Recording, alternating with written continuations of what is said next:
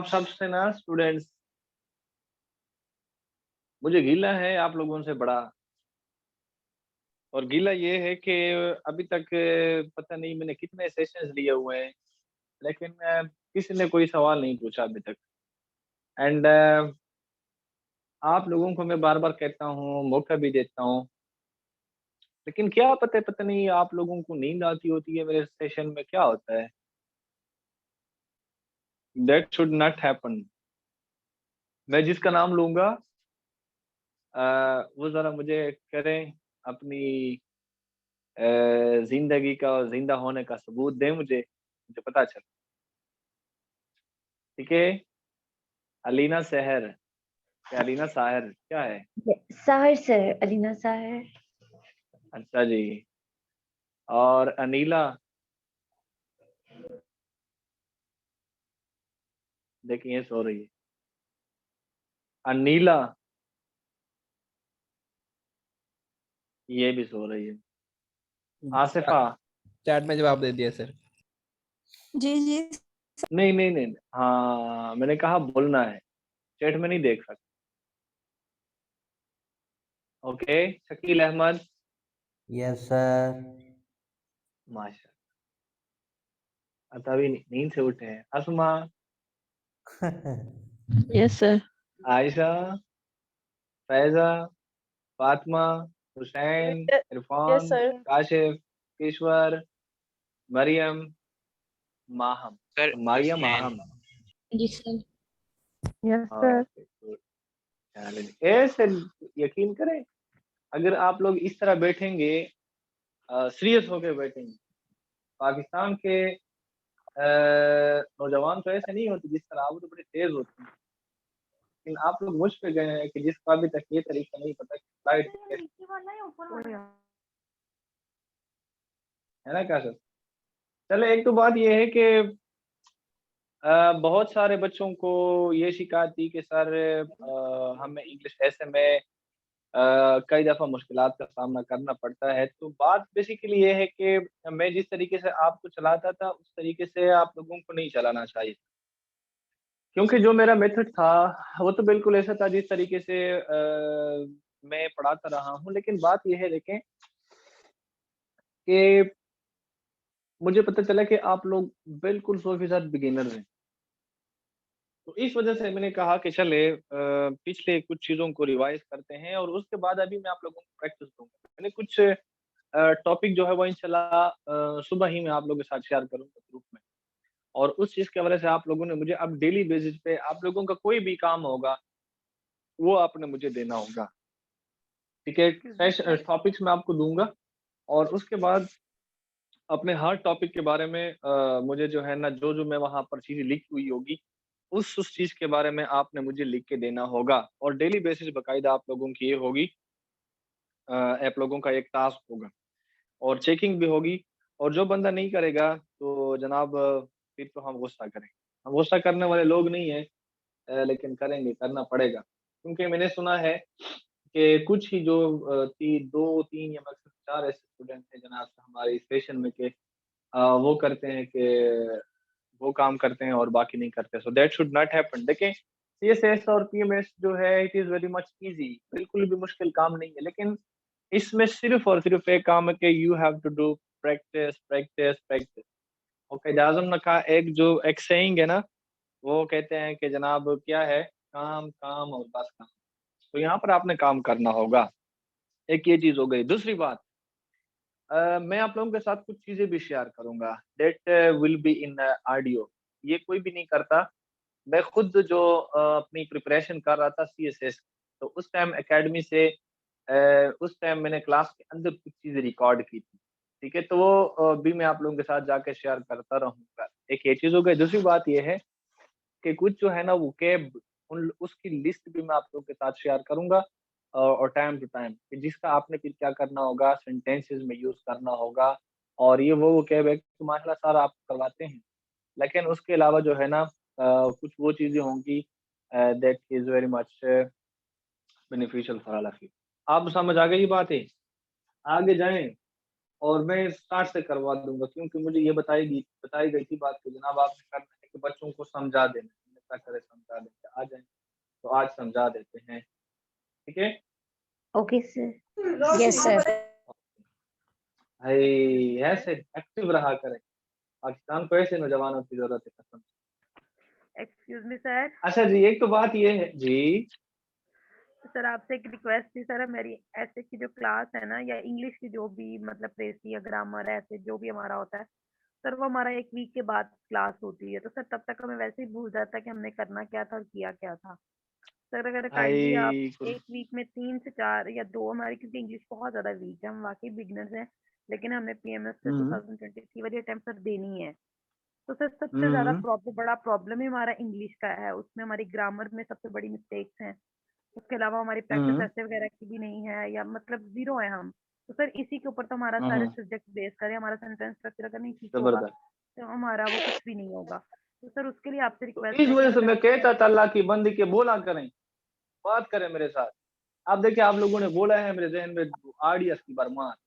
Yes sir अच्छा please बात आप ये एक है दिन छोड़ के एक दिन हमारी क्लास ले लिया करिए, और हमसे इन मतलब टच में रह, ताकि हमसे पूछें आप, और हमें जरा सख्ती हमारे ऊपर करें और हमसे काम लें। तो सर नहीं, यानी हम कि आप बच्चे तो लोग खुद नहीं नहीं है लेकिन समझते हैं कि हमने काम नहीं करना है। सर। सर टीचर बच्चा बच्चा ही होता है, चाहे वो सीएसएस का स्टूडेंट ही क्यों ना हो, ये वो नालायक ही रहता है। तो सर चले, प्लीज अल्लाह ना थोड़ा करे आप सा। नालायक रहें।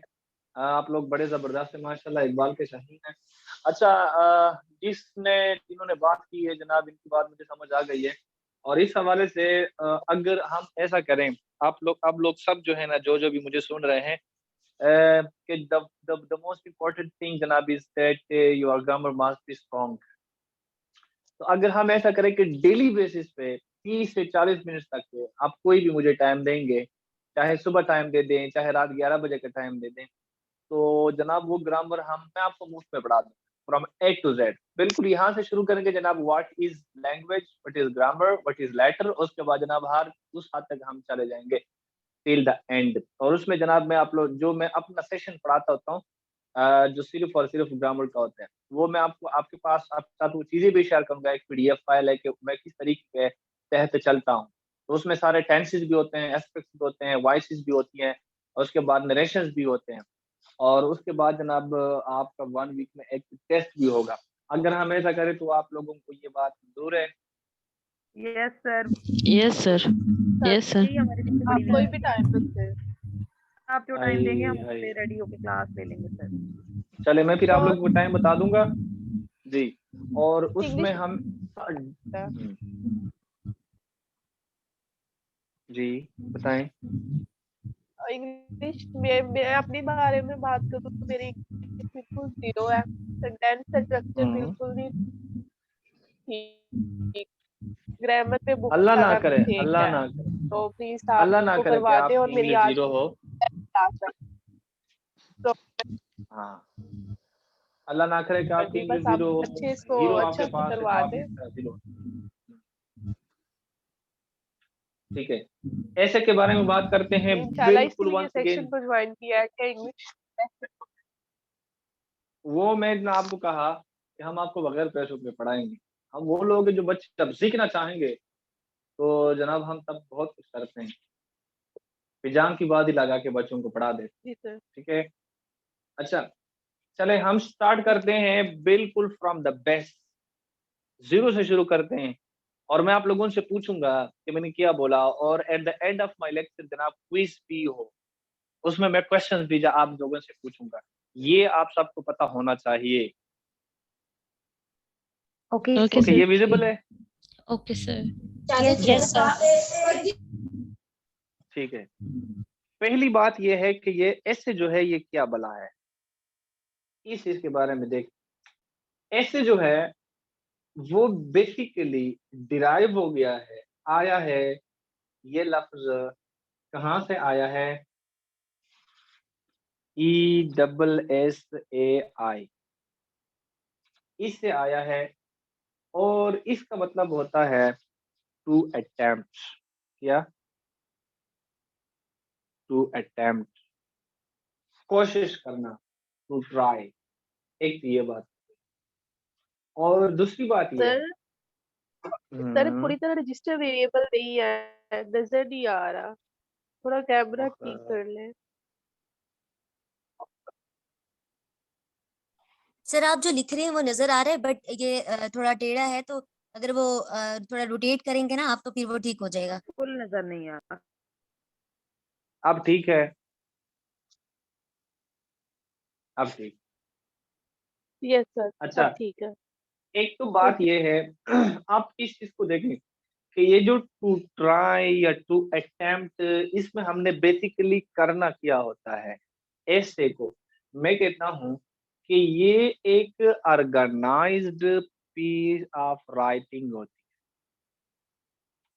क्या? Organised piece of writing.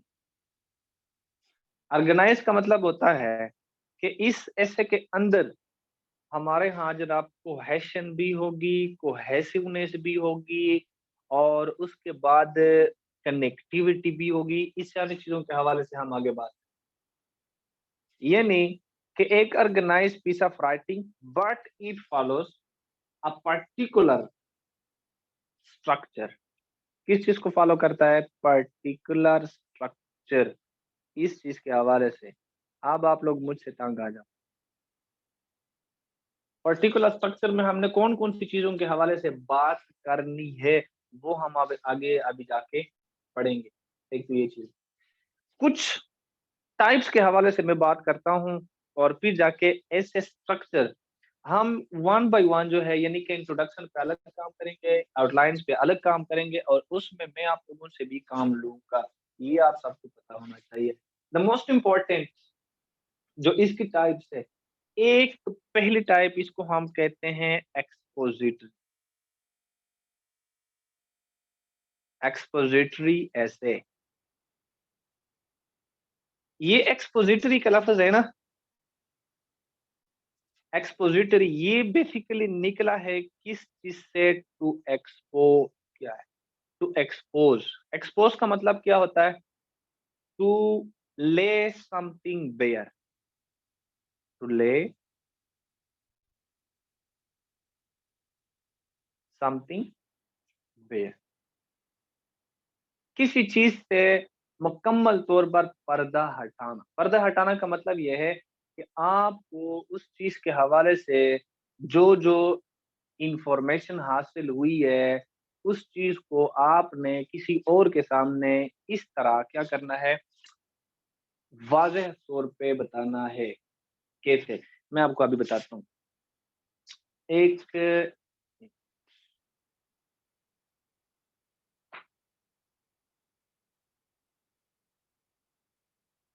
अभी नजर आ रहा है सही से? गुड।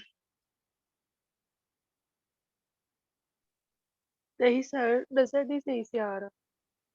वाह, क्यों नहीं आ रहा? सही से आ रहा है मुझे। अब तो आ रहा है, सर अल्लाह है। विजिबल नहीं है। सही से आ रहा है। वो कैमरा ना एक जगह फिक्स नहीं हो रहा, वो हिल रहा है, इस वजह से सर विजिबल नहीं हो रहा, वैसे समझ आ रहा है। अब तो सही है ना? Yes Yes, sir. sir. Good, माशाल्लाह। अच्छा, एक ये चीज, एक्सपोजिटरी का लफ्ज निकला है एक्सपोज से। इसका मतलब होता है टू ले समथिंग बेयर। टू ले समथिंग बेयर का मतलब होता है किसी चीज को मुकम्मल तौर पे नंगा करना। नंगा करने का मतलब यह है कि किसी चीज की तह में पहुंच के बात करना। कैसे? इसके जो टॉपिक्स होते हैं वो इस किस्म के टॉपिक्स आ सकते हैं, मिसाल के तौर पर ग्लोबल वार्मिंग। अब ग्लोबल वार्मिंग के बारे में बात करना इस तरीके से कि आप ये भी बता दें ये ग्लोबल वार्मिंग क्या चीज है, इसके काजेस क्या है, इसके इफेक्ट्स क्या है, और what are the suggestions you have इस ग्लोबल वार्मिंग को हम कम कर सकें। इसके लिए आपको नॉलेज की जरूरत होगी, और नॉलेज के बाद भी you will be able to write an essay on global warming. समझ आ रही है? इसके अलावा आप फॉर एग्जांपल इसमें लिख सकते हैं ग्लोबलाइजेशन। ग्लोबलाइजेशन, कि जी ग्लोबलाइजेशन क्या चीज है? The world is now called a global village. किस चीज के थ्रू? पहले ये चीज सीखें कि ग्लोबलाइजेशन क्या है, ये किस तरह, ये जो टर्म है ये बनी है, ये जो काम कोई शुरू हुआ है। To let something bare, Hussain का हसनैन बेयर। समझ आई है? ग्लोबलाइजेशन, इसमें इस किस्म के टॉपिक्स आ सकते हैं। फॉर एग्जांपल इसमें इंफॉर्मेशन टेक्नोलॉजी की भी आप बात कर सकते हैं। ये सारे सब टॉपिक्स के बारे में मैं आपको एसेस लिखवाऊंगा वन बाय वन। समझ आ रही है? एक ये चीज हो गई है। दूसरी जो इसकी किस्म है जिसको हम कहते हैं कि दैट इज डिस्क्रिप्टिव। ऐसे कौन सा? डिस्क्रिप्टिव। डिस्क्रिप्टिव का मतलब ये लफ्ज निकला है, देखें, टू डिस्क्राइब समथिंग, किसी चीज को बयान करना। कैसे? To comprehend.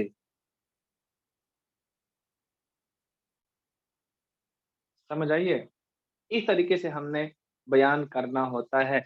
अच्छा, जो टू कंप्रीहेंड होता है इसमें किस किस्म के केसेस आ सकते हैं? इसमें मिसाल के तौर पर किसी थिंग्स, गुड्स यानी कि चीजों के बारे में ऐसे आ सकता है। इसमें आपके पास जनाब माना ऐसा फॉर एग्जांपल किसी ऑब्जेक्ट के बारे में ऐसा आ सकता है, किसी प्लेस के बारे में आप इसके हवाले से इसके अंदर बात कर सकते हैं। यानी इसका मतलब ये होता है कि इस डिस्क्रिप्टिव ऐसे के अंदर हमने किसी चीज को एनालाइज करके लिखना होता है, किसी चीज के ऊपर हमने तज्जिया करना होता है। वो मैं आपको बहुत सारे टॉपिक्स बता दूंगा। फॉर एग्जांपल तज्जिया कैसे? एक टॉपिक है किसी को कोई क्वेश्चन जिसको हो तो वो सर से माइक अनम्यूट करके पूछ सकते हैं, क्योंकि सर चैट नहीं देख सकते आपकी पढ़ाते हुए। ये बात याद रखिएगा, कोई क्वेश्चन हो तो आप अनम्यूट करके पूछना है आपको। Okay sir. हाँ, ये कुछ जो है ना करते हैं। मैं कल भी मैं सादे से कह रहा था कि पता नहीं आप लोगों ने अपने इस बार काफी इतना काम आसान बनाया हुआ है, और जहाँ हम बेचारे पता नहीं अभी तक हम सेकंड वर्ल्ड वार से भी पीछे रह रहे हैं। हमें ये चीज नहीं पता चलती कि हमने जनाब स्लाइड कैसे बनाए। बहर हाल आगे जाएंगे हम बेचारे। ठीक है। अच्छा, इसका मतलब ये डिस्क्राइब देखे टेररिज्म, दहशतगर्दी के बारे में। सर आप अब हम कहते हैं सही सही तरह नजर बिल्कुल नहीं आ रहा। मैं कुर्बान जाऊं, क्यों नजर नहीं आ रहा? सर ठीक है। आ रहा है सर कभी नजर। दरमियान में एक सेकंड के लिए ठीक होता है, बाकी फिर वैसे ही हो जाता है, प्लान प्लान ये शायद हाफ आपकी हाफ तरफ थोड़ा से, थोड़ा आपकी नजर तरफ आता है, से नेट बाकी का वैसे ही है। अच्छा, सबको आपकी सही नजर तरफ आ से रहा है या नेट नहीं आ रहा है? सिर्फ यही बता दें। सर हमें नजर आ रहा है। जी सर ठीक आ रहा है है। नजर। बस दरमियान में सही है। सर को नजर आ प्लीज रहा ना है। कट करें आप। ठीक है, बस सही चले, है। नजर आ रहा ठीक है। है। टेररिज्म, गुजारा करें सर, फिर व्हाइट बोर्ड ले लेंगे या कुछ उस पे कर लेंगे। सर को आज गुजारा करें, कंसेप्ट समझे। हाँ करेंगे, करेंगे। टेररिज्म, टेररिज्म के बारे में हम ऐसे लिखते हैं, इस चीज को हमने एनालाइज करना होता है। हम कहते हैं फिर for example terrorism and the future of world. इस चीज को आपने किस तरह एनालाइज करके ना, इसका मतलब होता है तज्जिया करके उस चीज को बताना, उस चीज के साइड इफेक्ट बताना, उस चीज के फॉर एग्जांपल फायदे वगैरह के बारे में बात करना। समझ आ रही है बात की कि नहीं आ रही? जिस तरह मैं कहता हूँ कि डेमोक्रेसी, अब डेमोक्रेसी क्या चीज है उसको हम आगे भी कह सकते हैं एक्सपोजिटरी, वो फिर टॉपिक्स के हवाले से ना बात होती है कि किस टॉपिक को हमने किस ऐसे में लिखना है। और दूसरी बात ये मैं आपको ये भी बताऊंगा कि आजकल जो है ना ये सिर्फ और सिर्फ आप लोगों को इसलिए मैं बताता हूँ ताकि आपको समझ आ जाए कि ऐसे के अंदर कौन कौन सी चीजें होती है। एक तो ये चीज हो गई है। एक जो अभी बहुत में अहम चीज दिखने जा रहा हूँ उसको हम कहते हैं आर्गुमेंटेटिव।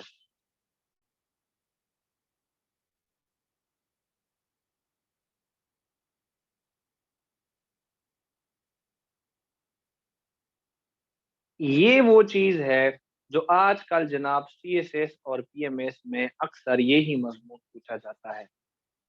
आर्गुमेंटेटिव ऐसे सीएसएस में भी और पीएमएस में भी यही चीज आपसे पूछी जाती है। इसी किस्म के आपने मज़ामीन जो है वो बयान करने होते हैं, आर्गुमेंट देने होते हैं। वो चीजें आपसे प्रूफ करना चाहते हैं कि जी आप फलां चीज के बारे में क्या कहते हैं। देखिए इसका मतलब ये होता है कि इस ऐसे में हमने किसी चीज को क्या करना होता है, इस किसी चीज को हमने सबसे पहले टू कलेक्ट इंफॉर्मेशन, वो उसके अंदर हवाले से हासिल करो। फिर जनाब करो क्या, फिर दूसरा जनाब काम करें कि आपने अपने मजमून को रिसर्च मेथड के थ्रू, रिसर्च रिसर्च का मतलब होता है आप पहले सर्च करें, नॉलेज हासिल करें। ये चीज़ मैं आपको बताऊँगा कि आपने किसी चीज़ के हवाले से नॉलेज कहाँ से लेना है। बहुत सारे बच्चों को ये मसला होता है, सर मेरे पास तो वोकैब नहीं है, सर मेरे पास तो इन्फॉर्मेशन नहीं है, सर मेरे पास तो फलाँ चीज़ नहीं है। ये चीज़ नहीं है, हम वहाँ पर यहाँ आपको चीज़ें बहुत आसान बना के पेश करेंगे। समझ आई है? यहाँ पर क्या होता है, ये जो आर्गुमेंटेटिव ऐसे होते हैं ना, ये जो आपसे पूछते हैं, कभी येस में भी इसका जवाब हो सकता है, नो में भी इसका जवाब हो सकता है। कैसे? अगर आपके पास येस के हवाले से आर्गुमेंट ज़्यादा है, तो आप इस चीज़ को लिखिए येस में। इसमें आपको चॉइस, आपके पास चॉइस होती है। आपके पास नो के हवाले से, यानी नो के मुताबिक ज़्यादा आर्गुमेंट्स होते हैं, एविडेंसेस होते हैं, तो आप उस चीज़ का जवाब नो में दे सकते हैं कि जी, नहीं ऐसी बात नहीं है। मैं कहता हूँ, यहाँ पर एक टॉपिक है प्रोटेस्ट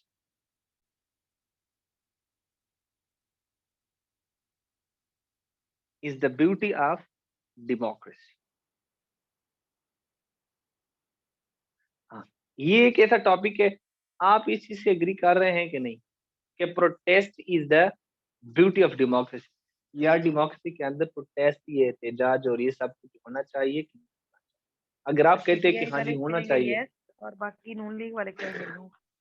नहीं, नहीं, मैं किसी का नाम नहीं लेता, लेकिन बहरहाल डेमोक्रेसी क्या चीज़ है, इसके हवाले से भी बात करेंगे, ठीक है? कहते हैं कि जी, अगर आप कहते हैं कि हाँ, डेमोक्रेसी के अंदर प्रोटेस्ट, वो तो ज़ाहिर-सी बात है, डेमोक्रेसी में हर किसी का एक हक होता है अपना, ठीक है? उसको आईनी हक हासिल है, तो वो क्या करे, एहतजाज करे, लेकिन किस किस्म का एहतजाज? पुरअमन, कि तोड़-फोड़ और ये सारा सिस्टम ना हो। ख़ैर, उस चीज़ के हवाले से हम कभी बात करेंगे जब हम डेमोक्रेसी और मोनार्की और डिक्टेटरशिप के हवाले से बात करेंगे ना, इंशाल्लाह। तो अब आपके पास ज़्यादा इन्फॉर्मेशन इस हवाले से है, तो आप ये करें। और अगर इस चीज़ के एंटी, इस चीज़ के मुतज़ाद आपके पास क्या है, एविडेंसेस है, और उसके बाद जनाब फिर आप उस चीज़ के हवाले से बात करें। इस तरह आप लोग जो एमए इंग्लिश या एमफिल किए हुए हैं, जो इंग्लिश वाले लोग हैं, वो मैंने पहले दफ़ा भी एक मिसाल दी थी, पिछली दफ़ा, कि एक है ना पैराडाइज़ लॉस्ट,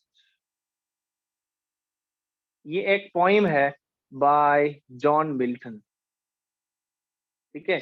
जॉन मिल्टन ने ये एक पोएम लिखी है। अब 100 लोगों को आप इकट्ठा करोगे ना, तो उनमें से 40 लोग कहेंगे कि जनाब the hero of the Paradise Lost is Satan. कोई कहेगा कि नहीं, Satan is not the hero, Allah is the hero. कोई कहेगा कि मोसेस और जेसस इज़ द हीरो। समझ आई है? तो क्या, जिसके पास ज़्यादा एविडेंसेस हो, तो वो जनाब फिर इस चीज़ को प्रूव कर सकते हैं। Same is the case with the argumentative essays. Argumentative नाम से भी ज़्यादा वाज़ेह है कि जनाब आर्गुमेंट आपके पास हो, तो फिर आप कर सकते हैं। एक तो ये बात हो गई, आगे जाएँ।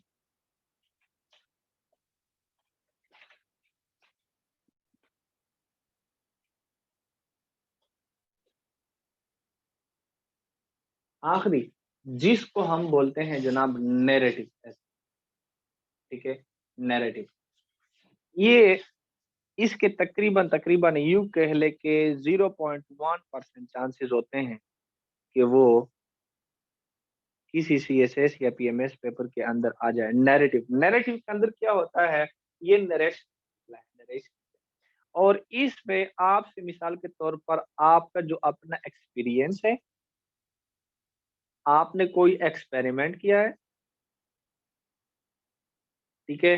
फॉर एग्ज़ाम्पल, आपने कभी कोई टूर टूर पे गए हो, फॉर एग्ज़ाम्पल, आप पर्सनल अपने हवाले से कभी बात कर सकते हैं, किसी और शख्स की लाइफ के हवाले से, बायोग्राफी, इस चीज़ के हवाले से आप बात कर सकते हैं। एक तो जनाब यहाँ तक आपकी बातें हो गई टाइप्स के हवाले से। आगे आगे जाऊँ? Yes sir. सर। माशाल्लाह। अब मैं आप लोगों से भी कुछ चीजें पूछूंगा कि उसमें हमने क्या करना है। पहली बात तो ये है कि बहुत सारे बच्चे इस चीज के हवाले से बहुत ज्यादा परेशान होते हैं कि सर हमारे पास किसी टॉपिक के हवाले से नॉलेज नहीं है, हमारे पास पॉइंट्स नहीं होते, सर हम क्या लिखें। तो कुछ लोग आपको कहेंगे न्यूज़पेपर देखो, कुछ लोग कहेंगे फलाना काम करो, फलाना काम। मैं कहता हूँ हाँ जी, न्यूज़पेपर्स भी देखें,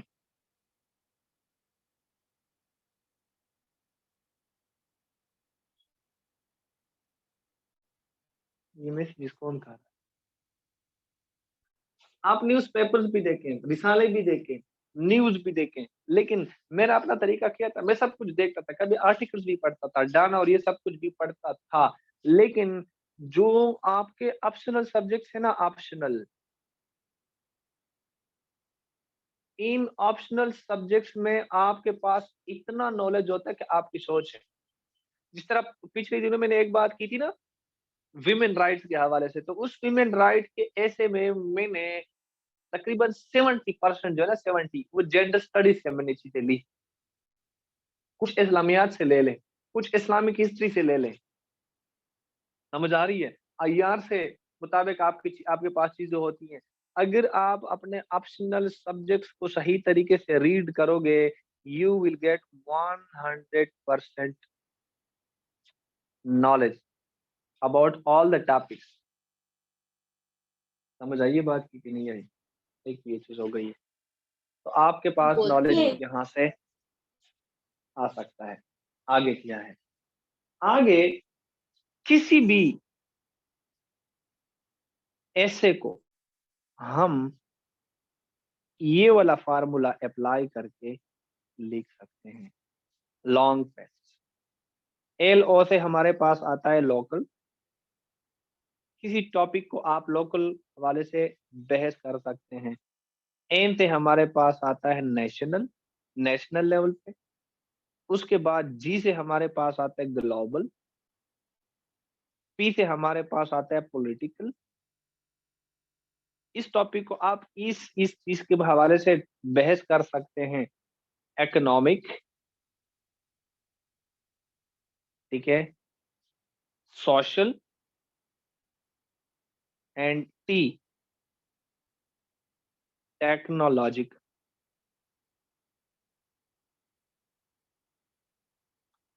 इन चीजों के हवाले से हम बात करेंगे। अब ये जरूरी बात नहीं है, मिसाल के तौर पर अगर एजुकेशन के हवाले से टॉपिक आते हैं ना एजुकेशन के बारे में, तो उस एजुकेशन के बारे में कुछ चीजें नहीं आती कि जी अब एजुकेशन को हम टेक्नोलॉजी के साथ कैसे उस करें, लिंक करें। हाँ, लिंक करना चाहते हैं तो आप लिंक कर सकते हैं। अभी जो आप कुछ कर रहे हैं, आप लेक्चर लेते होते हैं इस टाइम, कैसे लेते हैं, टेक्नोलॉजी के बेस पे ही तो लेते होते हैं। अभी जो कोविड के टाइम जो है ना, हम ऑनलाइन सेशंस लेते होते थे, हमें चीजें पढ़ाई जाती थी, टेक्नोलॉजी के बेस पे ही तो पढ़ाई जाती। इसका मतलब ये होता है कि आप किसी टॉपिक को लॉन्ग पेस्ट, ये चीज आप अपने जहन में रखें और उसके बाद जनाब मन आप आगे जा सकते हैं। एक तो इधर तक आपकी बात क्लियर हो गई, यस सर। यहाँ तक क्लियर है। Yes sir. अच्छा जी, अब आगे क्या है, बिल्कुल मैंने जीरो से शुरू किया हुआ है ताकि आप लोगों को मसला ना हो इंशाल्लाह। एक और चीज, उसके बाद अभी मैं ऐसे के पार्ट्स की तरफ नहीं गया कि ऐसे के अंदर कौन सी चीज होती है, इंट्रोडक्शन, आउटलाइंस वगैरह, इस चीज के हवाले से अभी मैं फिलहाल बात नहीं कर रहा। मैं फिलहाल सबसे बुनियादी चीजें बहस कर रहा हूँ ताकि आप लोगों को इस हवाले से इल्म हो। एक तो ये आपके पास चीज जनाब हो गई। बात ये है कि जब हम ये वाली चीज लॉन्ग पेस्ट की जो मैंने बात की है, जब हम इस चीज को लिखेंगे, ये सारे टॉपिक्स हम करते करते करते इधर तक आ जाएंगे, तब जनाब हमें पता चलेगा कि यहाँ पर हमने क्या किया है। हमने एक फुल फ्लैज,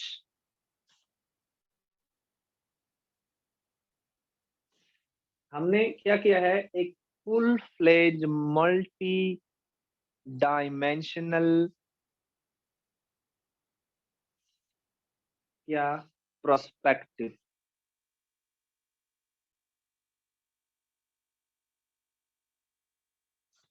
तैयार कर लिया है और तब जो है आप किसी चीज को, किसी टॉपिक को बहस कर सकते हैं। Full fledge multi dimensional perspective. Multi dimensional का मतलब होता है कि इसमें ये सारे डायमेंशंस, आप एक टॉपिक को मुख्तलिफ चीजों के हवाले से बहस करेंगे, वो ही आपका ऐसे होता है जो कि आपको जितवा देता है।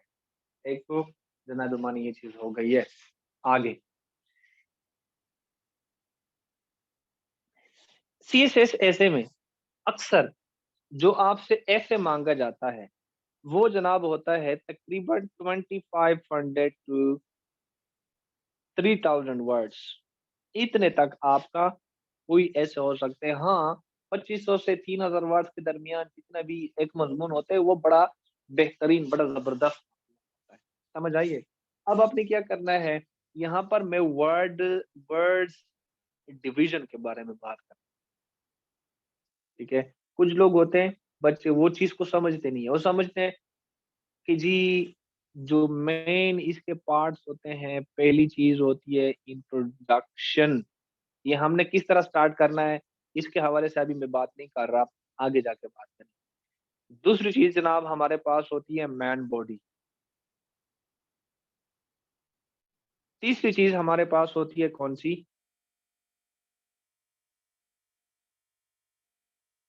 कंक्लूजन। ये अब अगर आपके पास इतना इस रेंज तक आपने ऐसे लिखना है, ये बिल्कुल 3 घंटे में बड़ा जबरदस्त इंसान ऐसे लिख सकता है। एक तो ये चीज हो गई। आगे क्या करें, करिए कि आप इंट्रोडक्शन को लिखे फ्रॉम 300 वर्ड्स टू 350। ठीक है, आप देखें कि वर्ड को आपने किस तरह डिफाइन करना। इंट्रोडक्शन में हमने क्या करना है, किस चीज को हमने लाना है दरमियान में, वो मैं आगे जाके आपको बताऊंगा। पहले इस चीज को समझे। नेक्स्ट हमारा स्टेप ये वाला है, जितना आपने ये पार्ट लिखा है इंट्रोडक्शन 300 से 350 वर्ड्स तक, इतना ही आपका ये वाला पार्ट 300 से 350 तक। दरमियान में आपके पास जो ऐसे आते हैं, वर्ड्स आते हैं, मिसाल के तौर पर 1800 से लेकर 2000 तक, ये आपके पास। आप इसको काउंट करेंगे ना, ये बिल्कुल भी 3000 से ऊपर नहीं जाएगा, 2500 से नीचे नहीं आएगा। समझ आइए। ये आपका एक लिमिट होता है, इस लिमिट के मुताबिक आपने चलना होता है, इस लिमिट को आपने क्रॉस नहीं करना होता। एक ये चीज हो गई। यहाँ तक बात क्लियर है? आगे जाऊं?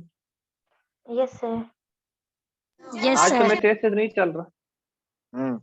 आज तो मैं तेज से नहीं चल रहा है, ऐसा ना हो कि फिर शिकार लगाए कि सर बहुत तेज चलते हैं, हमें पता नहीं चलता क्या कह रहे हैं, कि हम तो वी आर बिगिनर्स, हम भी बिगिन। नहीं सर, आगे जाए। गुड। आगे क्या चीज है, अब इस चीज को आपने एक और भी काम करना होता है। इस मैन बॉडी के अंदर कुछ ऐसे टॉपिक्स होते हैं, मिसाल के तौर पर यहाँ पर के फॉर एग्जांपल डेमोक्रेसी, जिस तरह मैंने आपको पीछे बात बताई। अब डेमोक्रेसी के हवाले से आपने ऐसे लिखना है, तो जी डेमोक्रेसी क्या चीज है, इंट्रोडक्शन में आप ये लिखे। अब डेमोक्रेसी को किस किस तरीके से मेंशन करते हैं, फिर आउटलाइंस आप लिखें, वो मैं आपको आगे जाके बताऊंगा। आउटलाइंस आपने कैसे बनाने, इंट्रोडक्शन में आपने क्या चीज लिखनी है, वो मैं आपको आगे जाके अभी बता दूंगा। और उसके बाद मैन बॉडी में, ये तो सिंपल सी बात हो गई। लेकिन कभी कभार ऐसा होता है CSS के अंदर, PMS के अंदर, कि वो आपसे जब कोई मजमून मांगते हैं, जब कोई मजमून मांगते हैं तो एक ही टॉपिक के अंदर वो कंट्रास्ट पैदा करते हैं। एक चीज के अंदर वो दो बातें करते हैं, एक टॉपिक। मिसाल के तौर पर एक दफा अभी पीछे ऐसा ऐसे आया हुआ था, लिखा हुआ था कि ग्लोबल वार्मिंग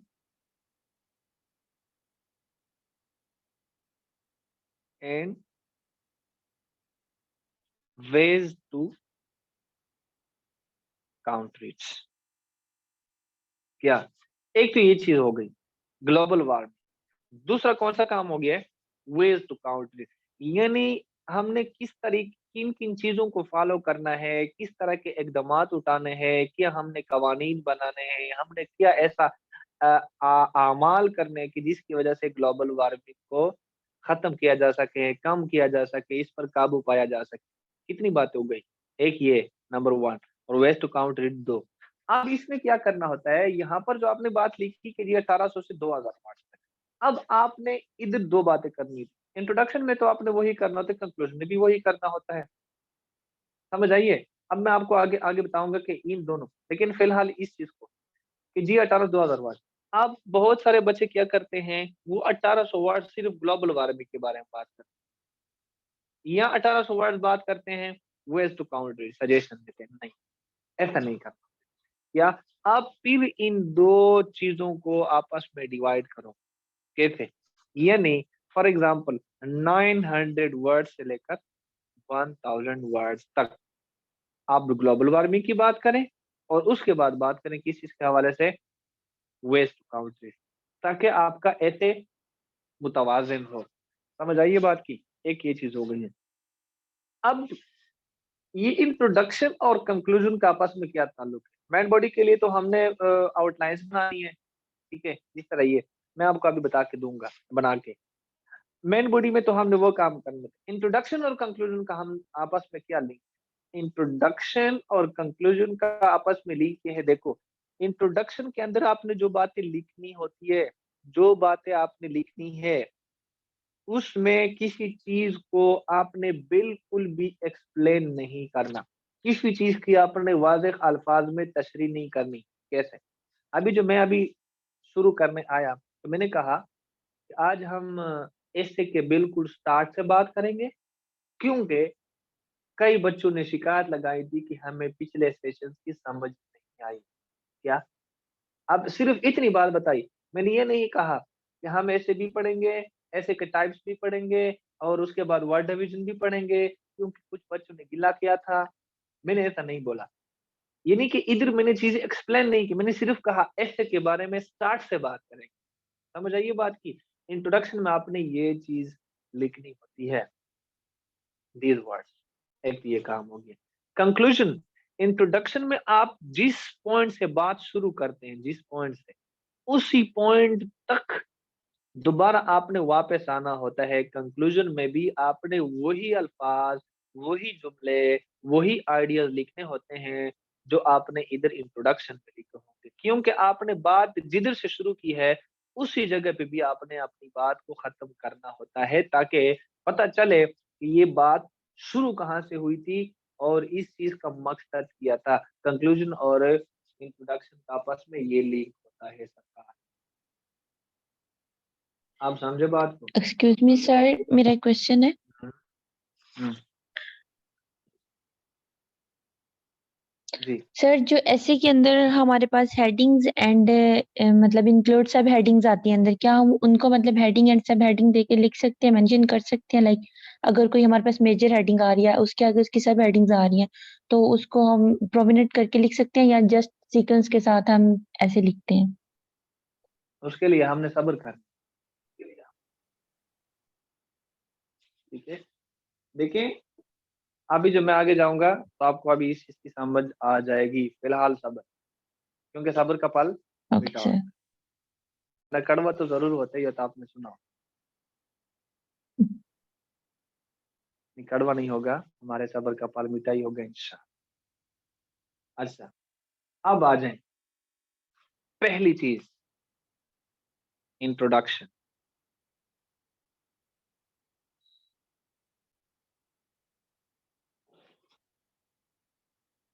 हो रहा है अभी? दूसरी चीज मैंने क्या बात बताई थी, मैन बॉडी।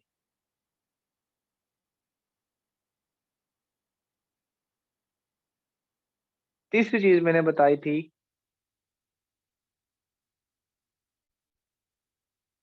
कंक्लूजन। अब एक जो आपने बात की है कि यहाँ पर हम हेडिंग स्टार दे सकते हैं कि नहीं दे सकते। नो जी, कोई हम हेडिंग नहीं देंगे। क्यों? क्योंकि इससे पहले जो आपने इधर आउटलाइन लिखी होती है, आउटलाइंस लिखी होती हैं, वो आउटलाइंस आपकी क्या होती है, हेडिंग्स होती है। आपने ऐसे के अंदर हेडिंग नहीं देनी, ठीक है। वो नहीं हो सकता, ना हेडिंग ना सब हेडिंग, ये आप वहां पर नहीं दे सकते। अच्छा, एक तो ये बात हो गई है। इंट्रोडक्शन, पहले पहले जनाब मन हम बात करते हैं इस चीज के हवाले से ये इंट्रोडक्शन क्या बला है और इंट्रोडक्शन में हम क्या चीज लिखते हैं।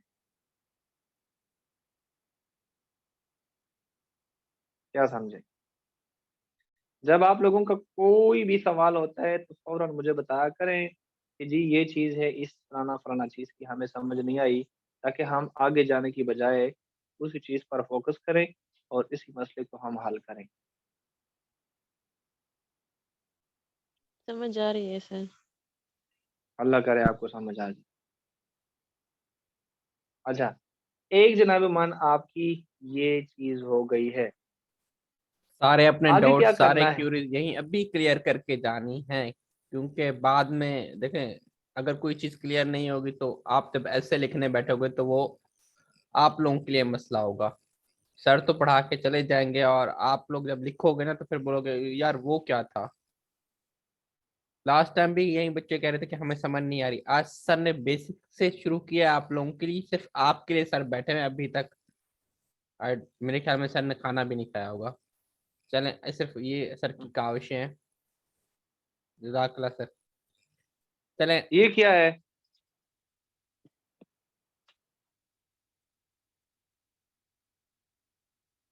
आप लोग को नजर आ रहा है? Yes sir. ये क्या है? व्हाट इज अ गुड ऐसे? जो आपका जबरदस्त ऐसे होगा वो उसको हम किस तरीके से लिखते हैं, कैसे लिखते हैं, कौन सी चीजें उसके अंदर होती है? नंबर 1 जनाब, सर, यू ऐसे जी good essay is such essay which has 7 C's in it. Hmm Such essay which is concise, which is courteous, correct, hmm coherence, completeness. Hmm So these are the things which a good essay good, should contain. जबरदस्त जबरदस्त। ये चीजें हैं जिनके हवाले से हमने बहुत सारी डिस्कशन करनी है। पहली बात ये है, यूर ऐसे मस्ट बी क्लियर। आपका ऐसे क्लियर होना चाहिए। आपका ऐसे क्लियर कैसे हो सकता है? जब आपके पास नॉलेज हो। नॉलेज कहाँ से आ सकता है वो मैंने आपको बात बताई। दूसरी बात यह है कि there should be no grammatical mistakes.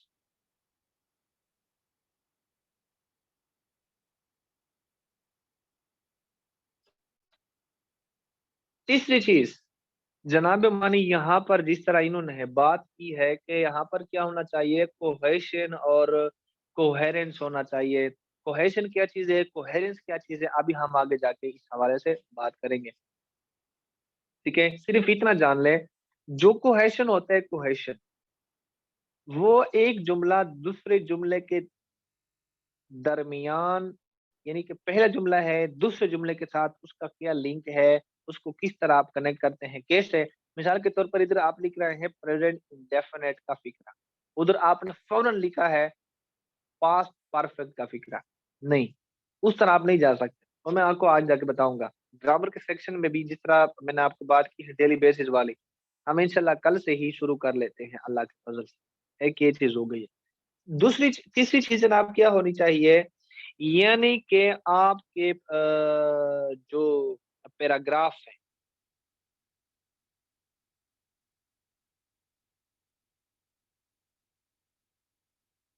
वो जरूर बजरूर एक दूसरे को फॉलो चाहिए, को एक दूसरे को फॉलो करें। कैसे? मिसाल के तौर पर जिस तरह हम जिंदगी के हवाले से बात करते हैं, पहले एक बच्चा होता है, वो पैदा होता है, फिर वो थोड़ा बड़ा हो जाता है, फिर जवान हो जाता है, फिर बूढ़ा हो जाता है, फिर जाके मौत आ जाती है। ऐसा तो नहीं होता ना कि पहले कोई बच्चा बूढ़ा हो गया, उसके बाद पैदा हो गया और फिर मर गया, फिर जवान हो गया।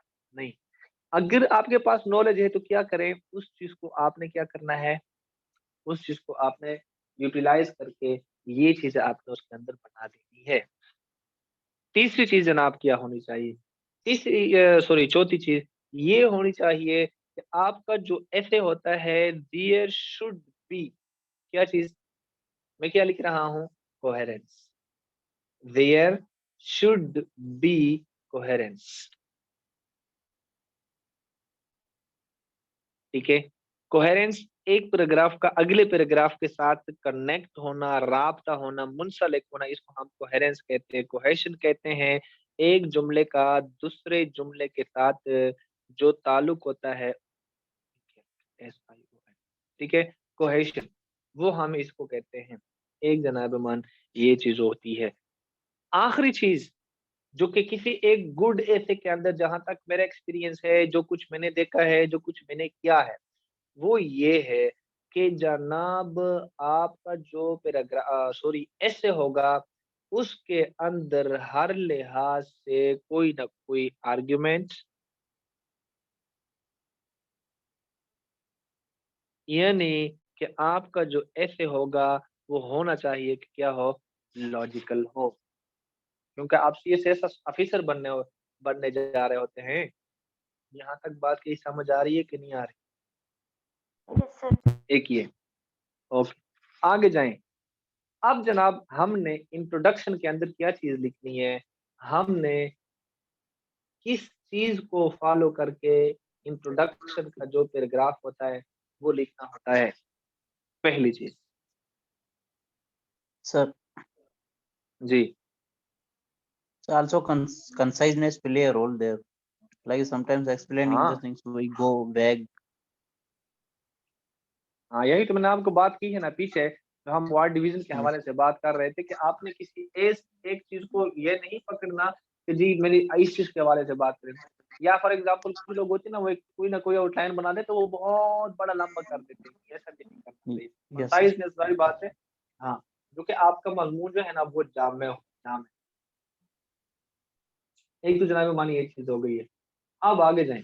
इंट्रोडक्शन में अगर आप मिसाल के तौर पर एजुकेशन के हवाले से मजमून लिखना चाहते हैं, एजुकेशन सिस्टम ऑफ पाकिस्तान, इस इंट्रोडक्शन की जो मिसाल है वो मैं आपको सिर्फ एक छोटे से पैराग्राफ से दूंगा, जो कि पिछली दफा मैंने किया था और कुछ बच्चों को पता नहीं उस टाइम बोर्ड की वो क्या कहते हैं वो नजर नहीं आता।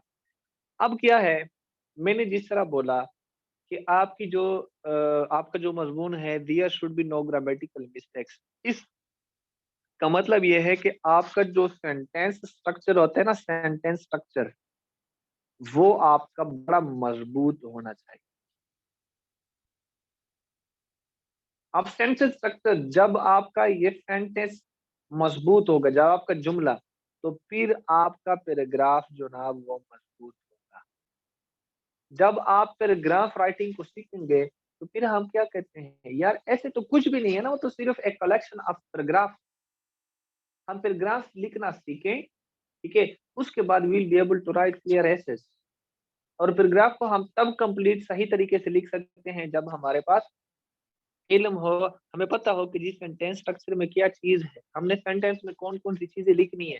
तो इसका मतलब यह है कि सबसे पहले इस चीज पर तवज्जो दें, और फिर जब आपका सेंटेंस क्लियर हो जाएगा फिर पैराग्राफ बनाना शुरू करें। फिर जनाब आपको ऐसे लिखने का जो तरीका है वो फिर आप आगे जाके कनेक्ट करें एक दूसरे पैराग्राफ के अंदर। एक पैराग्राफ को अगले पैराग्राफ के साथ कनेक्ट कैसे करना है वो मैं जब इस हवाले से, इस मैन बॉडी के हवाले से बात करूंगा तो उसमें हम इस चीज को डिस्कस करेंगे अल्लाह के फजल व करम से। अब देखिए, मैं सिर्फ एक छोटी सी मिसाल इधर आपको देना चाहता हूँ, बहुत छोटी सी मिसाल, आप लोगों को बिल्कुल भी मैं दिखाऊंगा नहीं और तकलीफ भी नहीं। मैं एजुकेशन के बारे में सिर्फ बात करना चाहता हूँ, इस पर अभी हमने पैराग्राफ लिखना है। समझ आइए कि नहीं आई? पैराग्राफ मुझे एजुकेशन के हवाले से आप मुझे ऐसा एक पैराग्राफ लिख के दे, एक पैरा कि जिसमें आगाज भी हो, ठीक है, जिसमें स्टार्ट भी हो, जिसमें मिडिल पॉइंट यानी कि मिड भी हो, और उसमें जनाब क्या हो, एंड भी हो। एक मुकम्मल प्लॉट बना के मुझे अब अभी छेट में अभी अभी, ठीक है, क्या करें, आपके पास वो 5 मिनट्स हैं, उसके बाद जनाब 10:31 पे मैं आपसे मजमून मांगूंगा। सिर्फ पैराग्राफ लिखिए जिसमें ज्यादा से ज्यादा 5 या 6 सेंटेंसेस हो। अभी अभी लिख के दें, शाबाश।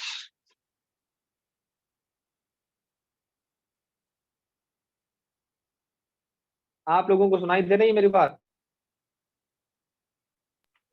जी यस सर। चले, अभी अभी करें और मुझे दे दें, अभी के अभी 5 मिनट्स के बाद।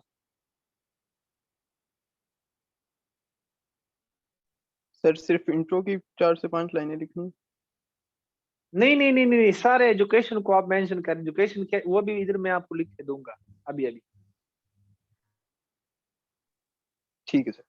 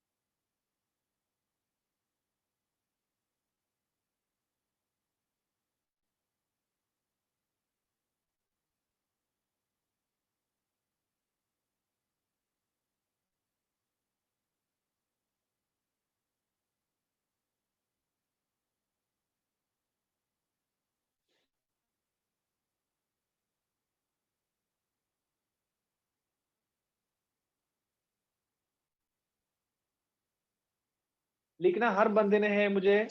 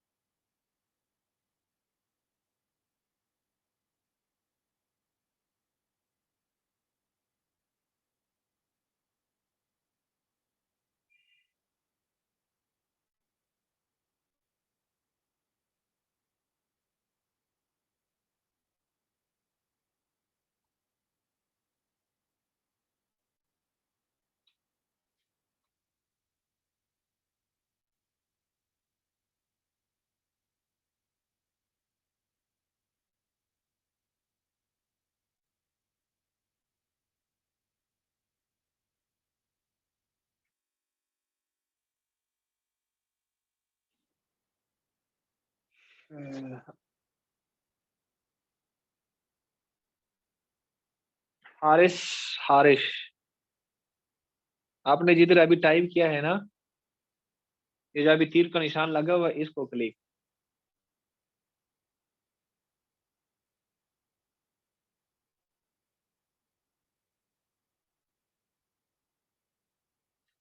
अच्छा, कॉपी के ऊपर लिखा है। चले फिर तो हम नहीं कुछ कर सकते, फिर व्हाट्सएप पे भेजें।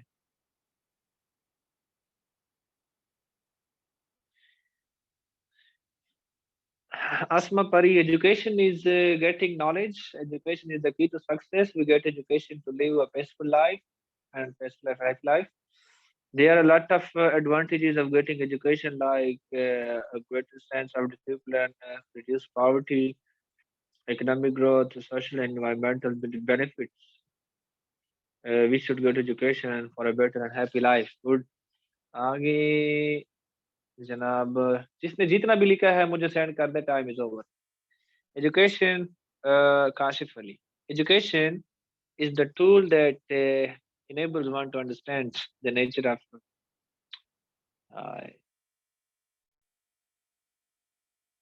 नहीं वाइस ना करें सरकार, किधर की of everything by loving it with your thought and opinions.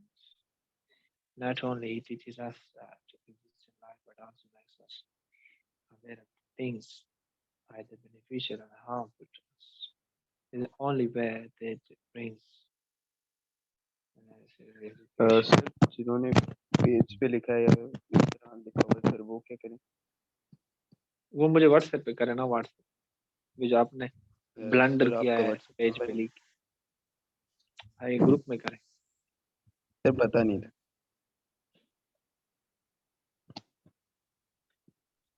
मेरा व्हाट्सएप नंबर उधर ग्रुप में है 033232322017। शाबाश, गुड। और Maryam Fatima, education is a process of receiving and giving some instructions.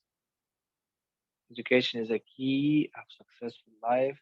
Most countries do not enjoy the fruits of success if they do not offer systematic learning.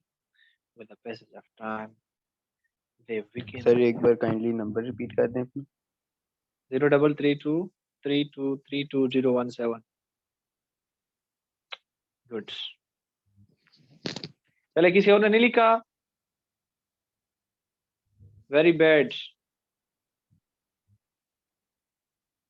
Miss Bali, literacy is the major problem of developing countries.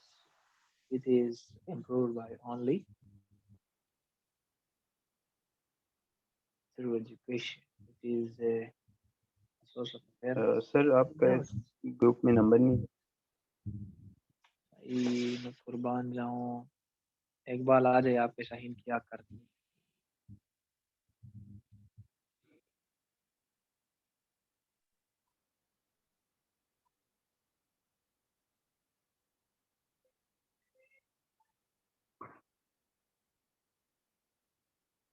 चले, अच्छा जी, good. बात यह है, हम बात कर रहे हैं सरकार, माशाल्लाह सबने लिखा है और मैं भी जाके इसको देखूंगा भी सही, ठीक है। अभी आखिर जिसने भेजा है, education is a learning cycle for a person to achieve. Good. चले, मैं आप लोगों को बताना चाहता हूं कि आपका जो पैराग्राफ हुआ ना, पैराग्राफ, मैं एक पैराग्राफ के अंदर आपको आपका सारा मजमून समेट के दूंगा कि आपने किस तरीके से उसको करना है। समझ आइए कि एक ऐसे में आपकी कौन कौन सी चीजें शामिल होनी चाहिए। नंबर 1, आप देखें, मैं इस चीज के हवाले से बात कर रहा हूँ, एजुकेशन के हवाले से। ठीक है, मैं देखूंगा सरकार। पहली चीज, सबसे पहली चीज, इस एजुकेशन को हमने डिफाइन करना है किस चीज के through, by the outlines given here. पहली चीज, इंट्रोडक्शन।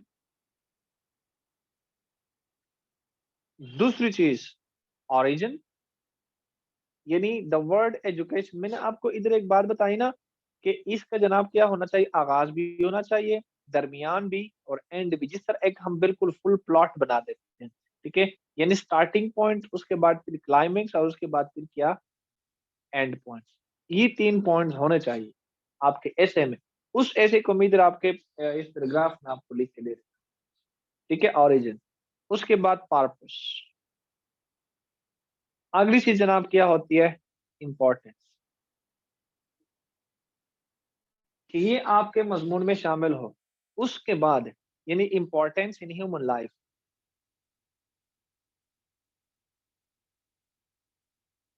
समझ आइए, पर्पस ऑफ एजुकेशन, ताकि आप लोगों को मसला ना, समझ आइए। उसके बाद जनाब एजुकेशन इन इस्लाम,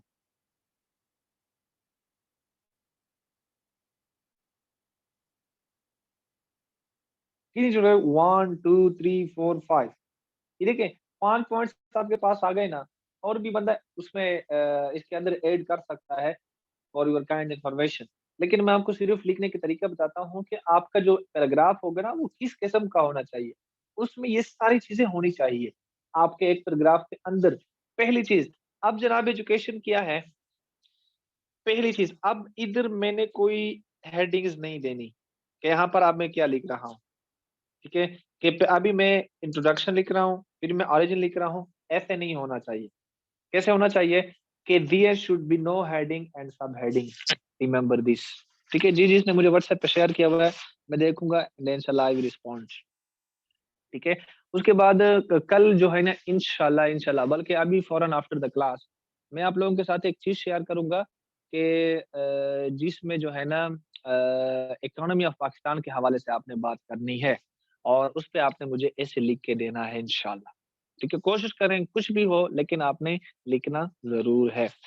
पहली चीज क्या है, एजुकेशन। अब भी इंट्रोडक्शन, इंट्रोडक्शन में आपने क्या करना है, इंट्रोडक्शन आप सिर्फ एजुकेशन के हवाले से बात करें, ठीक है। और उसके बाद जनाब बाकी सारी चीजें उसके अंदर आ जाएंगी। ये से मैं कहता हूँ, ये देखिए, education is a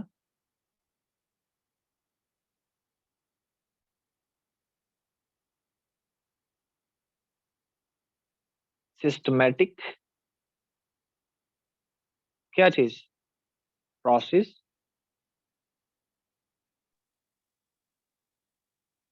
of learning, full stop. किस चीज की बारी है, ऑरिजिन की बारी है। मैं कहता हूं the word education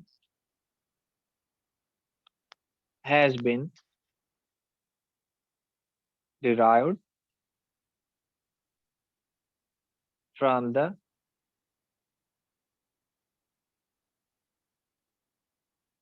Latin word। अब जो आप जिस तरीके से आप जो कोई वर्ड होता है ना, फॉर एग्जाम्पल वो जहां से जो डिराइव हुआ होता है, इसमें मैं आपको 2 3 चीजें और भी सिखाऊंगा इस पैराग्राफ के अंदर, आपने किस तरीके से दिखना है उसको, और क्या क्या चीजें होनी चाहिए, क्या क्या चीजें नहीं होनी चाहिए, ठीक है। तो मैं आपको बताऊंगा। From the Latin word EDUCARE, इसको हम प्रोनाउंस करते हैं एजुकेरे, कॉमा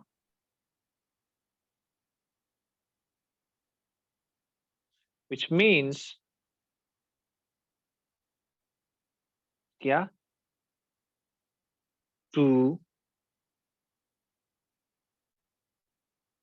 deliver। अब गया है यहाँ पर आपने जो पैराग्राफ जिस चीज का मैंने पैराग्राफ पढ़ा है, तो उसमें क्या है, हमने बार बार इस चीज को इस्तेमाल किया था, education education education education. There should be no repetition in your essay. वो जो हम बार बार उकेब की बात करते हैं ना, उकेब उकेब उकेब उकेब, हम जो इस चीज की बात करते हैं वो इसी चीज की वजह से ही करते हैं कि हम क्या करें, एक लफ्ज को बार बार रिपीट ना करें। There should be no repetition of words, there should be no repetition of ideas. इस तरह सेंटेंस है जो एक चीज बार बार बार बार बार बार, ये क्या होगा, इस वजह से हमने उकेब। इस तरह मिसाल के तौर पर उकेब यार कोई मुश्किल चीज नहीं है, देखिए ये क्या चीज है, थिंग। इस थिंग के लिए हम कभी जनाब ऑब्जेक्ट इस्तेमाल करते हैं, इस थिंग के लिए हम कभी गुड्स इस्तेमाल करते हैं। समझ आ रही है बात की? इस किस्म के अल्फाज को हम कहते हैं ओके बियट, it is not a very difficult task. आप क्या करें, अगर आपके पास ये चीजें नहीं है, फिर क्या करें, आपकी जो अपनी वोकैब है ना, उस चीज को जो मैंने आपको प्रेसे के अंदर बात बताई थी ना, हम उस क्या कहते हैं, उस चीज को बरकरार लाकर ना बहुत कुछ हम सीख सकते हैं। कैसे? मिसाल के तौर पर हमें पता है ना 99%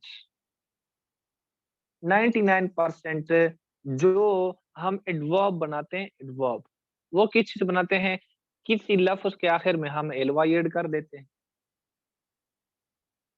समझ आ रही है बात की? मैं कहता हूं गुड, फिर मैं एलवाई ऐड करूंगा, गुडली बन जाएगा। अब गुड क्या हुआ, ये जनाब हम कहते हैं कि ये तो एडजेक्टिव हुआ है। आप क्या करें, एडजेक्टिव से आप एडवर्ब बनाएं और वर्ब से आप क्या करें, एडजेक्टिव बनाएं, फिर वर्ब से ही आप नाउन बनाएं। या वही चीज होती है। अब देखें वर्ब से हम नाउन किस तरह बना देते हैं, मैं आपको सिर्फ एक एक तरीका सिखाने की कोशिश कर रहा हूँ। इसके बाद इंशाल्लाह पैराग्राफ के बाद हम क्लास फाइंड अप करेंगे। देखें मैं इधर लिखना चाहता हूँ, अच्छा मैंने कहा 99% आपके जो सब्जेक्ट्स होते हैं, क्या सब्जेक्ट्स, वो आपके जनाब बनते हैं वर्ब्स। अब की वर्ब से हम सब्जेक्ट कैसे बनाते हैं, एक तो आपको पता है एक सिंगुलर नाउन है और एक प्लूरल नाउन। एक एस एन से मतलब ये नहीं है जनाब कि आप शगुफ्ता और नुमान, सिंगुलर नाउन इस तरह प्लूरल नाउन। समझ आ रही है बात की? ये चीज हम कहते हैं सिंगुलर नाउन, प्लूरल नाउन तो है ही है। अब बाकी जो हमारे पास मोस्ट बेसिक प्रोनाउंस है वो 7 है, जिसमें आई, वी, यू, ही, शी, दे और इट है। ये कितने हो गए हैं, 1 2 3 4 5 6 7 बेसिक सॉरी प्रोनाउंस है। अब इन 2 और 7 9 प्रोनाउंस सॉरी सब्जेक्ट्स के अलावा आपके 99% सब्जेक्ट्स जो है वो वर्ब से बन जाते हैं। कैसे? हम एक सब्जेक्ट के अंदर सॉरी एक वर्ब के अंदर एक साउंड ऐड करते हैं, मैं क्या लिखता हूँ, देखिए अभी मैं कर रहा हूँ ना, ये क्या है, टीच, मैं साउंड ऐड करूंगा अब साउंड को हम 3 तरीकों से ऐड करते हैं, ई आर, ओ आर और सिर्फ आर। मैं कहता हूं टीच, टीचर, साउंड मैंने ऐड किया, क्या बना, टीचर बन गया। मैं कहता हूं सिंग प्लस ई आर, क्या बन गया, सिंगर बन गया। मैं कहता हूं learn plus E R, learner बन गया। देखें मैं कहता हूं राइट, हम आर ऐड करेंगे, क्या बनेगा, राइटर बनेगा। मैं कहता हूं ओपन, ई आर ऐड करेंगे, ओपनर बनेगा। क्लोज, आर ऐड करेंगे, क्लोजर बनेगा। जिस तरह ये क्या है, एक्ट, ओ आर ऐड करेंगे, मैंने ऊपर लिखा था, एक्टर बनेगा,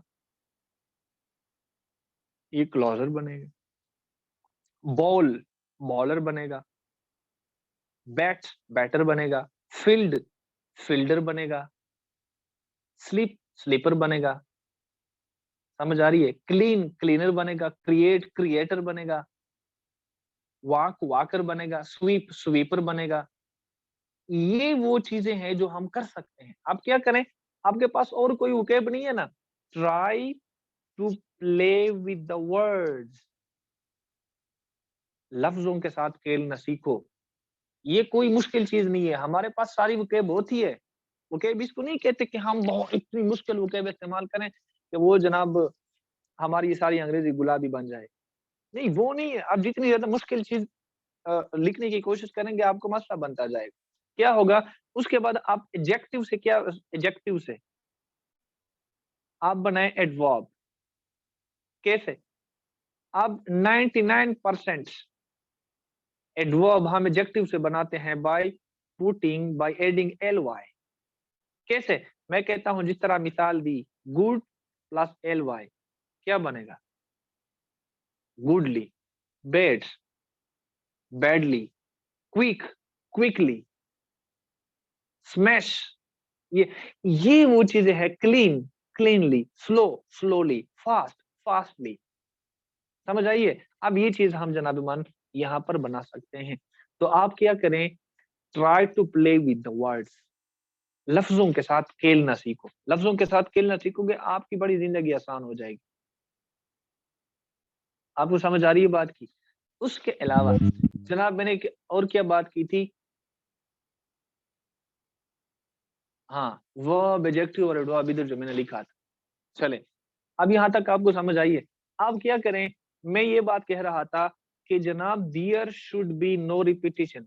अब इधर से क्या करें, फुल स्टॉप आपने लगाया ना, अब एजुकेशन की बजाय क्या लिखे? ईट। वो जो मैंने आपको कोहेरेंस और कोहेशन की बात की थी ना कि एक जुमले का दूसरे जुमले के साथ कनेक्टिविटी किस तरह होनी चाहिए, इस तरह होनी चाहिए कि देखिए education is a systematic process of learning. मैंने इधर इज यानी कि प्रेजेंट की बात की है। प्रेजेंट में the word education has been derived, present perfect की बात की, ठीक है, which derived from the Latin word which means, once again present की बात की। मैंने नहीं किया कि इधर मैं प्रेजेंट की बात कर रहा हूँ उधर फौरन मैं पास्ट में चला गया in the next sentence. No, इसको हम कहते हैं कोहेशन। यहां तक बात की समझ आई है? हम बात कर रहे हैं गुड, ओरिजिन की बात हो गई ना, देखे इंट्रोडक्शन की भी बात हुई, ओरिजिन की भी बात हुई। अब हम बात कर रहे हैं किस चीज की? पर्पस की। Of education. मैं कहता हूं it enables one to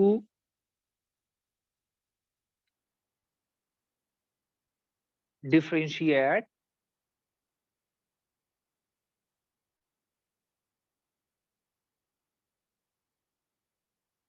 between good and bad। क्या हुआ?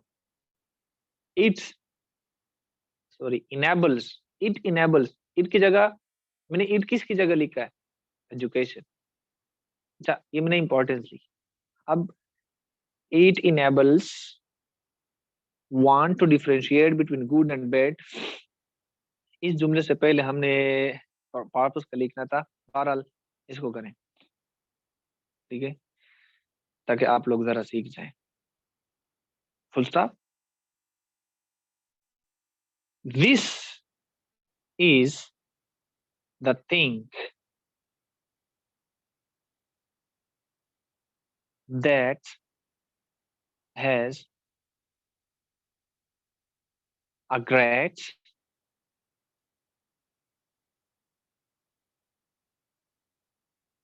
importance in human life।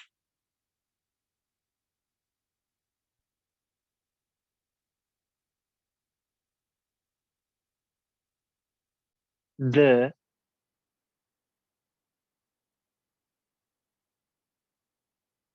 religion Islam also stresses upon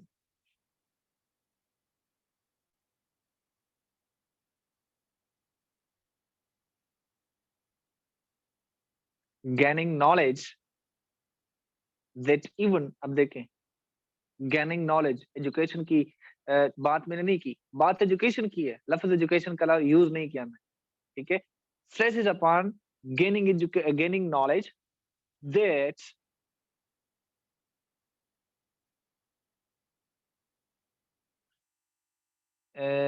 क्या लिखा है?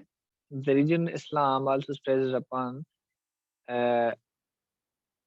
gaining knowledge that हटा के even the very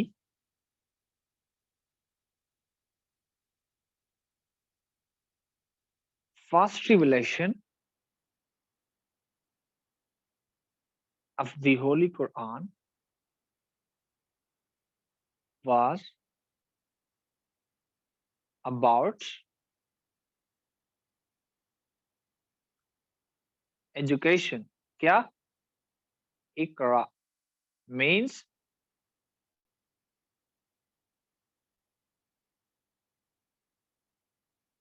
reads. देखिए, the holy prophets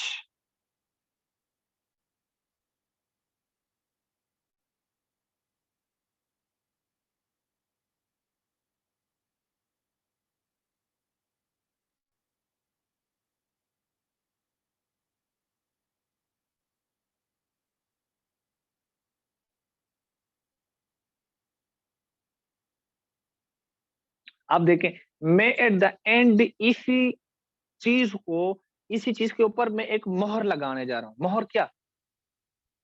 एक कोटेशन ऐड करके, हदीस।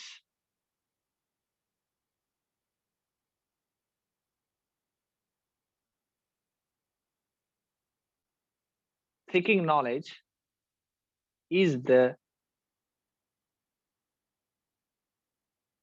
obligatory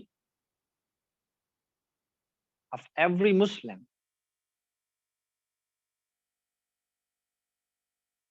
man and woman.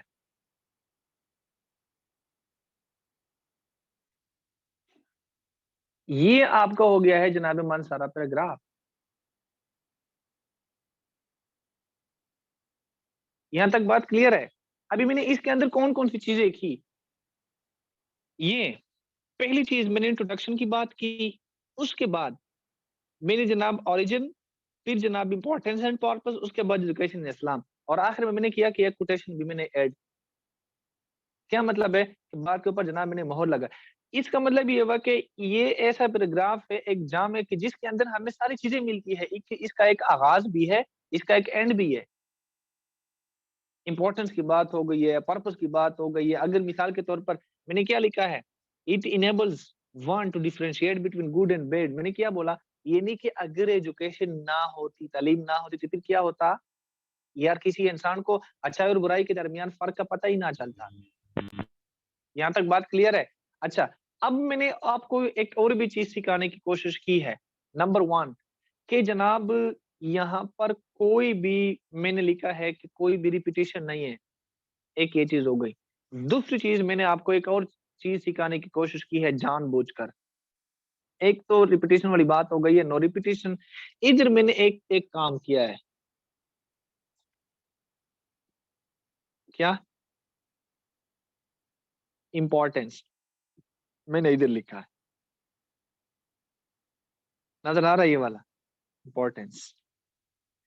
मैंने क्या किया है, मैंने अक्सर हमने ये चीज हमने सीखी है कि जनाब जो लफ्ज होता है उसको क्या करें, जब वो लाइन के एंड में आता है और वो फिर जगह आगे नहीं होती, तो फिर आप छोटी सी लाइन लगा रहे हैं। इसमें अक्सर हम बहुत बड़ा ब्लंडर करते हैं, बहुत बड़ी गलती करते हैं।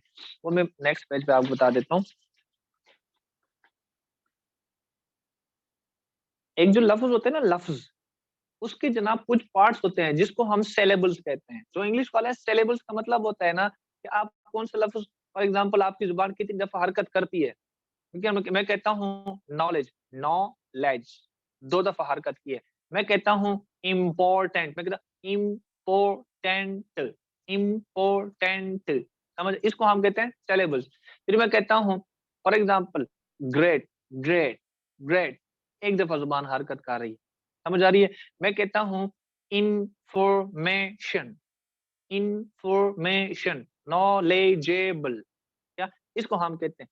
अब बहुत सारे बच्चे क्या करते हैं, उन्होंने सिर्फ ये बात सीखी होती है कि जनाब वो तो बस हमने करना होता है।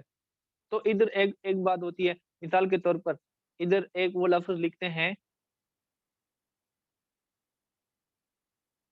समझ आ रही है?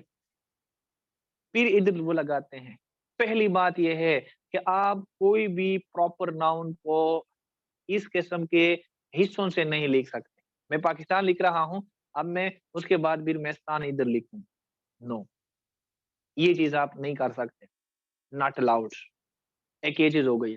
उसके बाद जब आप लिखते हैं ना, जिस तरह मैंने उधर इम्पोर्टेंस लिखा है, लफ्ज़ इम्पोर्टेंस, मैं कहता हूँ इम्पो, हाँ, अब मैं अलाउ दूँ कि इम्पो, उसके बाद जो इसका अगला हिजा है, जो सिलेबल है, वो मैं इधर लिख सकता हूँ,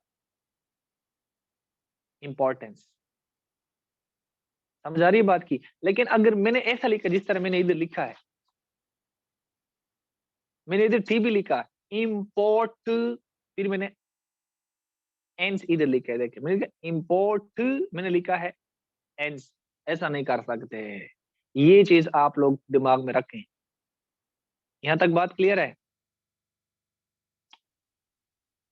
एवरीवन? भाई मैं कुर्बान जाऊँ, आप लोग सो रहे हैं? No sir. No sir, clear है। आज तो मज़ा आ रहा है कि आज भी नहीं आ रहा मज़ा? लफ्ज को मतलब तोड़ के लिख सकते हैं या नहीं लिखना चाहिए? नहीं, इसका मैं अभी बात मेरी खत्म नहीं हुई है। आप इसको क्या करें, आप इसको ऐसा करें, पहले तो आप इस चीज़ से जान छुड़ाएँ, क्योंकि हर दफ़ा हमें वो नहीं करना, हमें वो चीज़ नहीं आती कि जी हम एक लफ्ज़ के सिलेबल्स बनाएँ, ये करें, वो करें, नहीं। क्या करें, आप लोग आसानी से ये काम करें कि फॉर एग्ज़ाम्पल इधर मैं एक लफ्ज़ लिखता हूँ, एक जुमला लिखता हूँ कि एजुकेशन हैज़ ग्रेट, उसके बाद इम्पोर्टेंस। क्या करें, अगर ऐसा कोई लफ्ज़ है कि वो आपको पता चले कि जी ये लाइन के आखिर में आ रहा है, तो क्या करें, आप इस एजुकेशन हैज़ अ ग्रेट, इसके दरमियान जो स्पेस है, एक तो आपने इस चीज़ का भी बड़ा ख़्याल करना होता है। लेकिन आप क्या करें, इसके फ़ॉन्ट को अ लिटिल बिट आप थोड़ा-सा बड़ा करें, ये थोड़ा-सा छोटा करें, बहुत ज़्यादा छोटा भी ना करें, बहुत ज़्यादा बड़ा भी ना करें कि बुरा लगे। क्या करें, इतना करें कि वो इम्पोर्टेंस का फॉर एग्ज़ाम्पल जो आपका लफ्ज़ होता है ना, आधा-आधा जो आने वाला होता है, वो या तो जुमले के लाइन के एंड में मुकम्मल आ जाए, या बिल्कुल उसके जिस तरह आपने कभी ऑफ़िस वर्ड को इस्तेमाल किया होगा, ऑफ़िस वर्ड में ये काम नहीं होता। समझ आ रही है बात की? ये चीज़ वो नहीं होती, वो क्या, जब वो कोई लफ्ज़ होते हैं तो वो आपस में ऐसे अल्फ़ाज़ ऐसे खींच जाते हैं ऑटोमैटिकली। ये चीज़ आप देखें। एक जनाब-ए-मान आपने ये चीज़ सीखी, 2 चीज़ें हो गई हैं। दूसरी बात आपने ये चीज़ सीखी है इधर कि आपने फ़ौरन जो है, जो अगर आप इस इंट्रोडक्शन में मिसाल के तौर पर या पैराग्राफ के अंदर प्रेज़ेंट में जा रहे हैं, तो आप फ़ौरन फ्यूचर में ना जाएँ। आप फ़ौरन जो है वो पास्ट में ना जाएँ। ये काम आप ना करें, क्या करें, उसी चीज़ को जिस तरह मैंने आपको परसों एक टेबल बना के दी थी, इस तरह मैंने टेबल बना के दी। तो इसमें आप क्या कर सकते हैं, मैं एक बड़े पेन से ज़रा लिखने की कोशिश करूँगा कि जब इस किस्म का देखिए मैंने इधर लिखा था ये प्रेज़ेंट है, indefinite, continuous, perfect, past continuous. तो आप प्रेज़ेंट में इस तरफ से इस तरफ जा सकते हैं, लेकिन आप ऐसे नहीं आ सकते। जिस तरह प्रेज़ेंट डिफरेंट में जा रहे हैं तो फ़ौरन पास्ट इंडेफिनिट में आए। नहीं, ऐसे आप नहीं कर सकते ऐसे में। यहाँ तक बात क्लियर है? आप उस टेबल में उधर जा सकते हैं, राइट साइड पे जा सकते हैं, आप इस साइड पे भी आ सकते हैं, लेकिन आप इधर नहीं आ सकते या आप इधर नहीं जा सकते। जिस तरह फ्यूचर इंडेफिनिट में बात कर रहे हैं तो आप पास्ट इंडेफिनिट में चले जाएँ, नहीं ऐसा ना करें। समझ आ रही है? इससे वो जो सेंटेंस का जो स्ट्रक्चर होता है ना वो खराब हो जाता है। एक जनाब आपने ये चीज़ सीखी। तीसरी चीज़ आपने ये चीज़ मैंने आपको सिखाने की कोशिश की इसी पैराग्राफ के अंदर। एक तो आपने सारा स्ट्रक्चर देखा। दूसरी चीज़ मैंने आपको ये बताने की कोशिश की है कि आपका जो पैराग्राफ होते हैं ना, पैराग्राफ के दरमियान जो स्पेसेस होती हैं, ये देखें। आप अगर इसको देखेंगे ना, आपको तकरीबन सारे वर्ड के दरमियान जो स्पेस है, जो जगह है, वो बिल्कुल सेम नज़र आएगी। ऐसा नहीं है कि ये मैंने दूर लिखा है और ये मैंने बहुत दूर लिखा है, ये मैंने बहुत कम फासला लिखा, नहीं। बहुत सारे फासले जो है ना वो कम एक एक जैसे होने चाहिए और उसके बाद फ़ॉन्ट साइज़ जो है वो आपका वो भी उसी तरह का होना चाहिए। यहाँ तक बात क्लियर है? आखिरी पॉइंट बताऊँगा, उसके बाद फिर I will leave your class. But उससे पहले मैं आपके सवालात सुनूँगा। इंट्रोडक्शन में आपने ये चीज़ नहीं करनी। बहुत सारे बच्चे इस चीज़ के अंदर ब्लंडर कर जाते हैं। किस तरह? वो करते हैं कि इस जो इंट्रोडक्टरी पैराग्राफ होते हैं उसमें वो अलग-अलग से पैराग्राफ बनाते हैं, अलग-अलग पैराग्राफ ना खुदा की कसम आपका पेपर फेल हो जाएगा। पैराग्राफ बिल्कुल ना बने इंट्रोडक्शन के अंदर, समझ आ रही है? आपका इंट्रोडक्शन इधर से फॉर एग्जांपल पेज के स्टार्ट से आपको इधर तक कभी नज़र नहीं आएगा, ठीक है? यानी कि इधर से आप लिखेंगे ना, यहाँ से आप स्टार्ट करेंगे, तो आपका ज़्यादा इधर आ जाएगा ना, 300 वर्ड तो इधर आ सकते हैं, आसानी से आ सकते हैं। नहीं आ सकते, 250 तक आ सकते हैं। यानी कहने का मकसद ये है कि आप जितना भी इंट्रोडक्शन लिखे वो सारा का सारा सिर्फ़ और सिर्फ़ 1 पैराग्राफ होना चाहिए, 2 और 3 और 4 और 20 पैराग्राफ इंट्रोडक्शन में नहीं होने चाहिए, क्योंकि उसका नाम ही क्या होता है? उसका नाम ही काफ़ी होता है। उसका नाम ही जनाब वाला होता है इंट्रोडक्टरी पैराग्राफ। पैराग्राफ्स मैंने नहीं बोला, इंट्रोडक्टरी पैराग्राफ। गलती समझ आई? Yes sir. Yes, sir. मैंने बात को समझाने का ठेका लिया हुआ है, ये आपको पता है?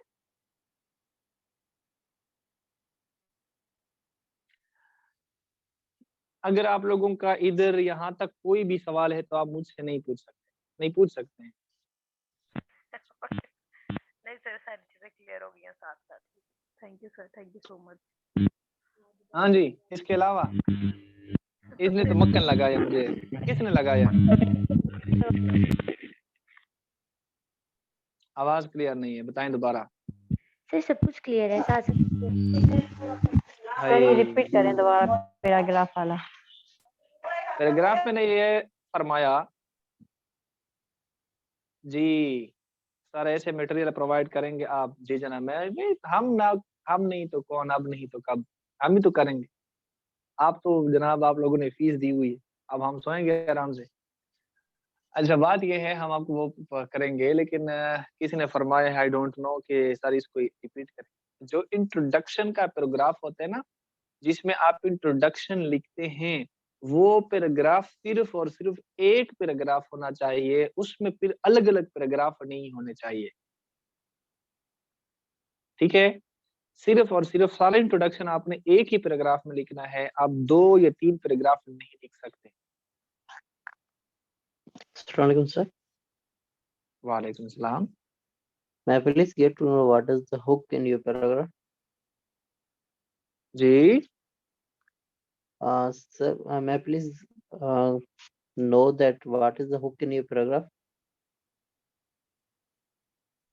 तो यार हमारे साथ उर्दू में बात करें, आपकी आवाज भी सही नहीं आ What रही है, is मुझे the इतनी अंग्रेजी hook? आती है। आपके पैराग्राफ में हुक कौन सी है सर? हुक सेंटेंस पूछ रहे हैं सर आपके पैराग्राफ का। ऐ अल्लाह मैं कुर्बान जाऊं, हाँ। आप ऐसी अंग्रेजी बोल रहे थे, आपको क्या लगता है मैं डोनाल्ड ट्रम्प का भाई हूँ?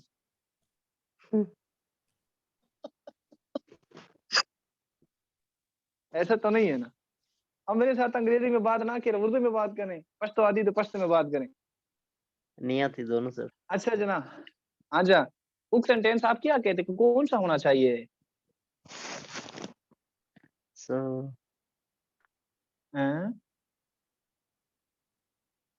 sir, it is अच्छा hook it enables one to differentiate between good and bad. अच्छा हुक सेंटेंस क्या होता है, मुझे ये तो बताएं। Sir, on which entire essay stands. हाय ये बात है ना। Yeah. ऐसे मुझे सादा अल्फाज में समझाया। सर समझ आई ये बात की? जी जी सर वो हम्म। स्टेटमेंट जिस पे पूरा पैराग्राफ जो है ना दारोमदार रखता हो। ऐसी बात है। यहाँ पर मैंने आपको ये चीज सिखाने की कोशिश की है कि आपका जो पैराग्राफ है ना उसके अंदर कौन कौन सी चीजें होनी चाहिए। जी जी हाँ सर। समझ आइए। हाँ यस और उसके बाद जो आप अगर इस वाले जुमले को देखें ना, education is a systematic process of learning. अब जो लर्निंग है ना, लर्निंग क्या है, एजुकेशन है ही तो लर्निंग का प्रोसेस है। जी जी हाँ। जो पहला सेंटेंस है वो हमारा आगाज का जुमला भी है और उस जुमले में हमने जनाब सारी की सारी चीज इसी के ऊपर ही बात हो रही है। जो गुडनेस एंड बैडनेस के दरमियान डिफरेंशिएट फर्क करना है, वो भी तो सीखने की वजह से हम कर सकते हैं। Importance Definitely. हम तब सीखेंगे जब इम्पोर्टेंस तभी होगी जब हम सीखने का फॉर एग्जांपल वो क्या हो, ख्याल हो। Yes, ऐसी sir. बात नहीं है। कुरान किस चीज के हवाले से है? सीखना है, मुकम्मल ज़ाब्ते हयात है। मोहम्मद सल्लल्लाहु अलैहि वसल्लम फरमाते हैं, आखिर में जो मैंने हदीस भी कोट की है, क्या मतलब है? Yes, sir. ये सारा का सारा जो जुमला है वो आपका वो वाला है। समझ आ रही है बात की? Obviously, sir. हाँ जी। एनीबॉडी एल्स अगर कुछ इरशादात फरमाना चाहते हैं ताकि मुझे सारी रात आप लोगों की बात याद आ जाए।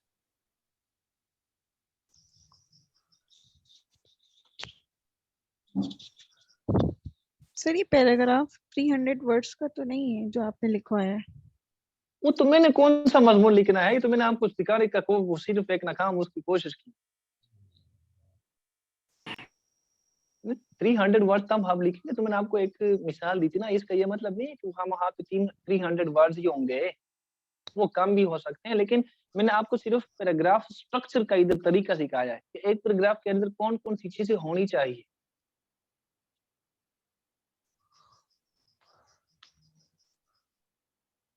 जी, एनीवन एल्स? सर एक आज भी खुदा पैराग्राफ की की लेंथ कसम। कितनी होनी चाहिए? जी, एक पैराग्राफ की स्टैंडर्ड लेंथ कितनी होनी चाहिए? हाय जुलेखा और यूसुफ की किताब खत्म हो गई और आखिर में एक तालिब पूछते हैं, मौलाना साहब ये जुलेखा लड़का था कि लड़की? सर वो लड़का था।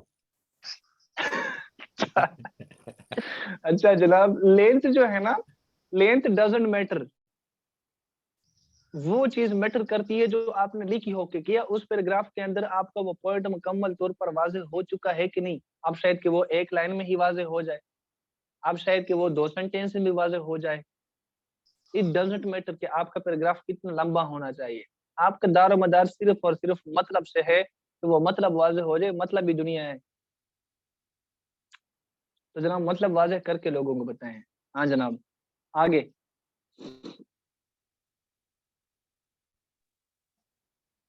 Sir, what is assignment to write the essay? हाँ, असाइनमेंट ऑफ द एसे जनाब will be economy of Pakistan. All right, sir. How many words? आप कोशिश करें कि 1000 लिखें और सही अंग्रेजी माशाल्लाह लिखें। आप लोगों की English your English must not be hospitalised. Yes. हाँ, कोशिश करें। देखें मैं आपको एक बात बताऊं, वैसे मजाक है वैसे, लेकिन रियलिटी ये है कि आप लोग जब तक लिखेंगे नहीं ना तब तक आप लोग सीखेंगे नहीं। और लिखना हम Obviously. तब कर सकते हैं जब हमारे पास नॉलेज हो। नॉलेज हम तब ले सकते हैं जब हम पढ़ते हैं, ठीक है? तो आप पढ़े भी सही, अल्लाह पाक से दुआएं भी करें, हम भी दुआएं करेंगे, हमसे जितना हो सकता है इंशाल्लाह अपनी औकात से भी ज़्यादा कोशिश करेंगे, आप लोगों को एंटरटेन भी करेंगे, क्योंकि आप तो मुझे पता चला है कि सारे मेरे जैसे हैं माशाल्लाह, लायक So like. nice of you. अल्लाह पाक सबको कामयाब करें, ठीक है? और आप कोशिश करें गलत लिखें लेकिन लिखें, कुछ भी लिखें, गलत लिखें लेकिन लिखें। अपने पेन को स्टॉप कभी ना करें, ठीक है? क्योंकि मैं चाहता हूँ कि आपकी जो सारी गलतियाँ हैं ना, वो इधर से ही निकल जाएँ, इधर से ही निकल जाए। एक और मैंने आप लोगों के लिए चीज़ वो की हुई है, वो भी मैं आप लोगों को दिखाऊँगा। देखिए ना यहाँ पर मैंने कुछ चीज़ें हैं शेयर, ये चीज़ मैंने कुछ की हैं, वो मैं आप लोगों के साथ इंशाल्लाह ये सब कुछ शेयर करूँगा कि आपने कैसे करना है और कैसे नहीं करना, ठीक है? और इन सारी क्या कहते हैं वो लिस्टों को मैं आपके साथ शेयर करूँगा। एक और चीज़ है जिसमें जो है ना वो कैब, वो मैं आप लोगों को स्कैन करके दूँगा और उसमें जो है ना सारा कुछ इंशाल्लाह आपको समझ आ जाएगा। मेरे पास कुछ ऐसी बुक्स हैं जो मैंने अपनी एकेडमी के टाइम ली हुई थी, उसी अपनी एकेडमी से, ठीक है? तो वो चीज़ें इंशाल्लाह मैं आप लोगों के साथ शेयर करूँगा और उसमें कुछ प्रैक्टिसेस अ, भी हैं और उसमें कुछ वर्क बुक्स हैं, वो भी मैं आप लोगों के साथ जाके टाइम टू टाइम शेयर किया करूँगा।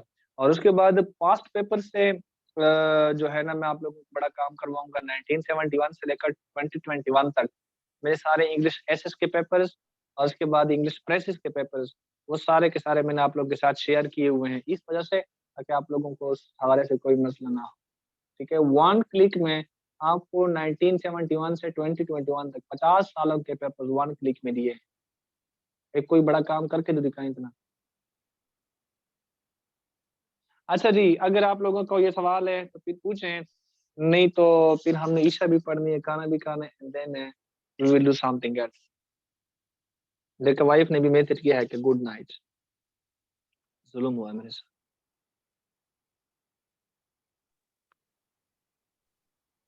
ओके क्लियर है। अल्लाह पाक सबको कामयाब करें, अल्लाह पाक सबको अपने हिफ्ज़-ओ-मान में रखें और ढेर सारी कामयाबियां अल्लाह पाक आप सबको वो कामयाबियां दें कि जिन आमीन कामयाबियों के लिए आप सालों साल इंतजार करते हैं, और अल्लाह पाक सबकी इज्जतों को अपने हिफ्ज़-ओ-मान में रखें, बहुत सारी बुलंदियां और आमीन। इज्जतें और बड़े-बड़े मुकामात आप सबके नसीब हों। आमीन सुम्मा आमीन। अल्लाह हाफ़िज़। बहुत इंशाल्लाह शुक्रिया फिर सर, मुलाकात बहुत होगी। शुक्रिया। अल्लाह सर हाफ़िज़। अल्लाह हाफिज sir.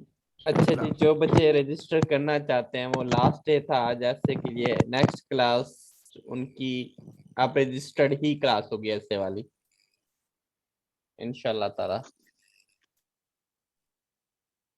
It was second last day with you guys. I hope you enjoyed these sessions and free classes. Sir मेहरबानी करके जरा ये टॉपिक बता दे।